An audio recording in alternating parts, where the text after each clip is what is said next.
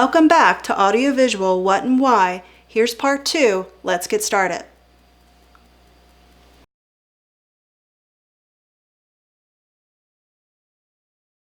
So it really depends on your needs and the outline of your event.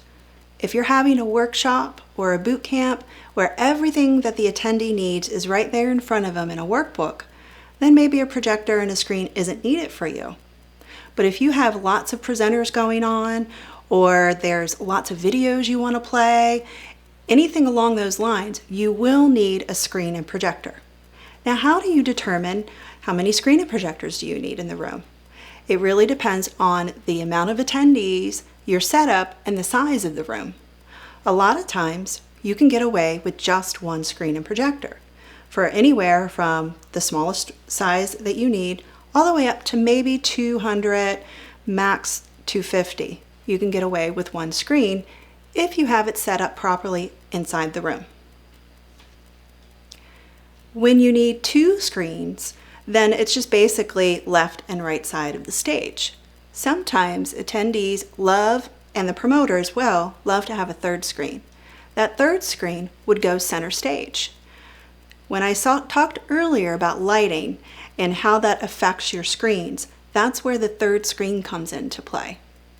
Now, I had a client where they had a third screen in the middle, and it was just a typical screen. It wasn't the fancy LCD type of screens that you see that looks actually like TV and is so crystal clear.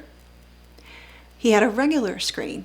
So the type of stage wash that he had really didn't allow for the projection of the images on that middle screen to shine through properly.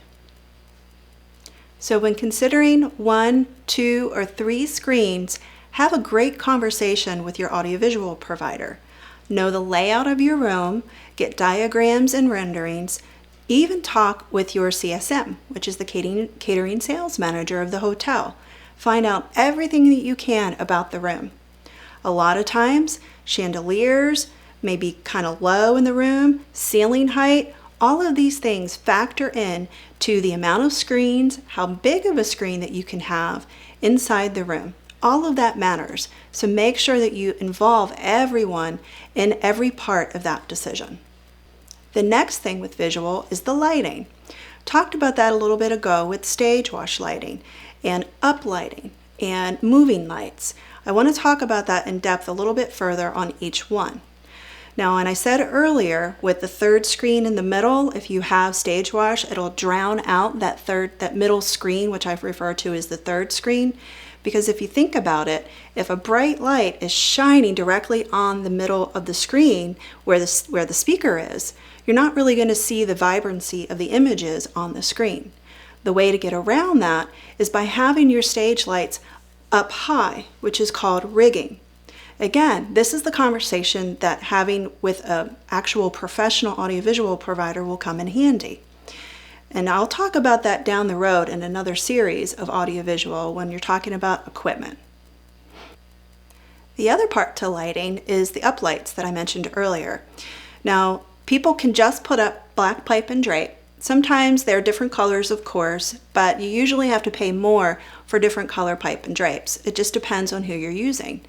I prefer gray. Some hotel venues have them as their standard color for no additional charge. That gives the look of the uplights even more vibrancy. Take, for example, right behind me. We don't have pipe and drape, but we have gray walls, and we're using colored uplights to give a really nice look behind us. The colors are more vibrant. If we had it up against a black background, it wouldn't be as vibrant. I mean, it would still look good, but just not as crystal clear. So talk with your AV provider, also your venue. They have in-house AV there typically, and find out what color pipe and drape they have and their pricing. Pipe and drape is only important if you're using screens and projectors. You would want to have them from screen to screen so that everything looks cohesive, and it covers up the doorways and exit signs so that if you're video recording your event, everything behind stage looks really nice, and it gives the audience a good visual as well. Now, if you really want a lot of visual effects, moving lights are a great option for your event. Now, you've seen them in really huge events, and you may think, Is it necessary for a small one? Well, that's up to you.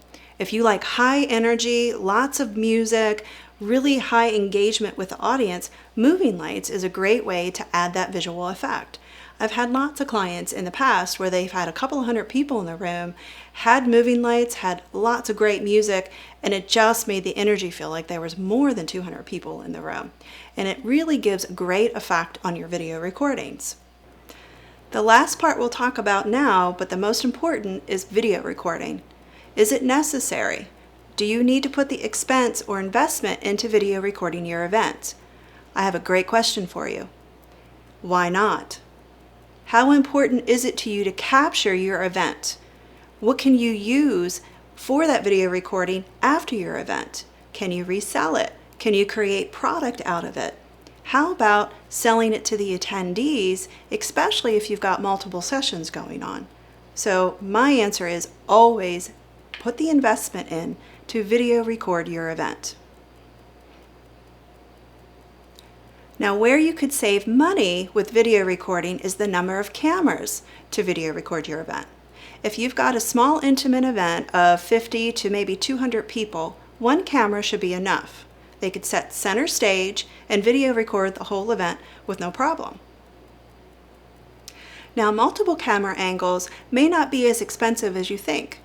They have cameras where it does not need to have a technician. They can remote control operate it from the back of the room. You can have different camera angles that are right at the edge of a stage that will capture the audience reaction. If you've got Q&A going on and you really want to get the face of that person asking the question, you can have it off to the side. You could have a second person going around doing a B-roll footage, is what I like to refer to that terminology. They can capture different parts of the event going on that a standalone camera cannot. You can use that within your video recordings itself. You can use it as promotional or marketing videos for your next event, which is something that I'll cover later on in another series. Another camera that you can use is drones. Now, the thing that you need to worry about with drones is the venue and the type of venue and how high the ceilings are. It's one of those things where if you're in a room where the ceiling is only 12 feet high, you're not going to have a whole lot of space to work with a drone inside the room. However, a drone can be used when you're doing in kind of parties or receptions in a big open foyer space, outdoors, or if you're having an event in a wonderful, beautiful location, you can have the drone going outside taking beautiful captions of the area that you're in. Another use for video recording at the event are testimonials. Now, testimonials are capturing what the audience is getting from you and the value they're receiving from the content at the event. Now, this is going to be to a dedicated person. It could be the same person that's going around taking the B-roll footage.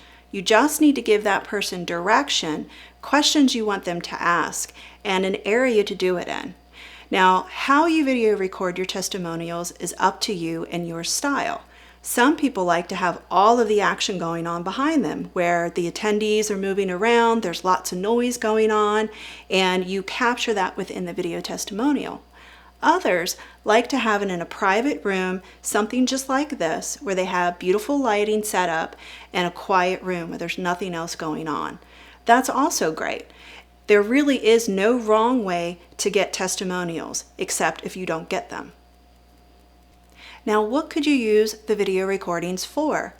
Some people like to use it for selling it to the audience, the attendees that are there, to raise money for a charity. So you can have a tie-in to your event for your favorite charity, and that could be something that's ongoing throughout the entire event. Or you can use it as an upsell. You can use it to have people buy into next year's event and they get the recordings of this year's event. And like I said, if you've got multiple sessions going on, recordings are a huge hit. Or if you've got lots of sponsors happening, networking, you have a very big social engagement type of event, people want to buy the recording so that they don't have to be in the room the entire time. Your MC can encourage that throughout the entire event so that people aren't really worrying about taking photos of a slide that's happening or taking tons of notes throughout the entire time.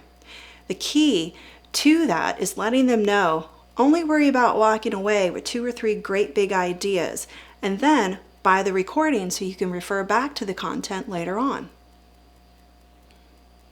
Just in case you're wondering why I said it's important to video record multiple sessions, it's because an attendee cannot go, it's just impossible to go to every single session happening. So if you have breakout sessions where you've got more than one session going on at a time, it's really important that you video record every session. So again, going back to video recording, making the investment, it's super important to do that. There's so many different things you can do with the video recordings. Now, people may say, well, I'm going to have a client that's bringing multiple people from his business that will go to the different sessions, and there's no need to video record because they're going to come out of it with that. So it's really important to keep in mind how many sessions you have going on at one time and decide for yourself and your attendee's sake, is it important to capture all of this? The only way you're going to be able to capture it is if you video record it.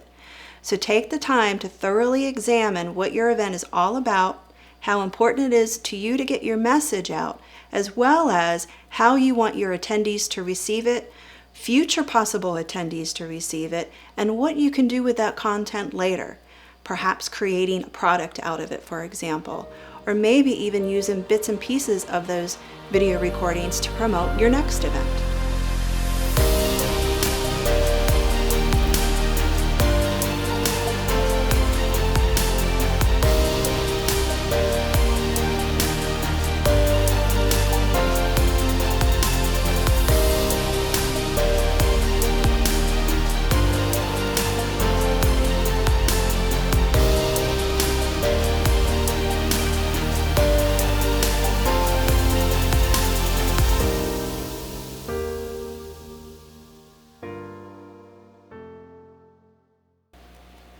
Hey everybody, thanks for visiting my channel and watching my video.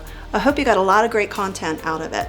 Please don't forget to subscribe and smash that like button. Feel free to leave your comments and questions below. And if you want to reach out directly to me, here's my email.